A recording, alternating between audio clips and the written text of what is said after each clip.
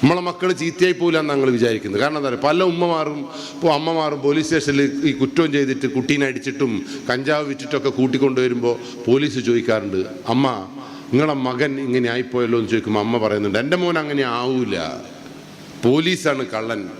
ഞാൻ ചോദിച്ചാൽ എങ്ങനെ ആവൂല എന്ന് ഞങ്ങൾ പറയുന്നത്. അപ്പം അമ്മ പറഞ്ഞതെന്താ അറിയോ, എൻ്റെ മോനെ ഞാൻ അങ്ങനെയാണ് പോറ്റുന്നത്, ഓന് ഇതുവരെ പൈസേൻ്റെ ബുദ്ധിമുട്ട് ഞാൻ ഉണ്ടാക്കിയിട്ടില്ല, മത്തീൻ്റെ ഇണറെല്ലാം ഞാൻ ഓന് കൊടുക്കുന്നുണ്ട്, ഇറച്ചി കൊടുക്കുമ്പോൾ എല്ലില്ലാത്ത കഷ്ണം നോക്കിയിട്ട് ഞാൻ കൊടുത്തില്ല, ഓനെ ഒരു തരത്തിലും ഞാൻ വേദനിപ്പിച്ചിട്ടില്ല. ടൂർ എന്ന് പറയുമ്പോൾ ടൂറിന് വിട്ടിട്ടില്ലേ, ഡ്രസ്സ് എന്ന് പറയുമ്പോൾ ഡ്രസ്സ് കൊടുത്തിട്ടില്ലേ. എൻ്റെ ബാപ്പ അങ്ങനെ തന്നിരുന്നു എനിക്ക്. എൻ്റെ ബാപ്പ എനിക്ക് തരാത്ത സകല സൗഭാഗ്യങ്ങളും ഞാൻ എൻ്റെ മക്കൾക്ക് കൊടുത്തിട്ടുണ്ട്.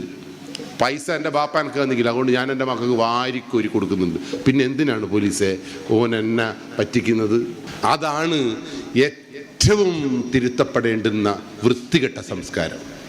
മക്കൾക്ക് തിന്നാൻ കൊടുത്താലും മക്കൾക്ക് കുറേ ട്രൗസർ വാങ്ങിക്കൊടുത്താലും മുടി ഓല ഇഷ്ടത്തിനനുസരിച്ച് മുറിച്ചാലൊന്നും മക്കൾ സംതൃപ്തരല്ല. മക്കൾ സംതൃപ്തരാവണമെങ്കിൽ ബാപ്പ മക്കളോട് സംസാരിക്കണം, ഉമ്മ മക്കളോട് സംസാരിക്കണം.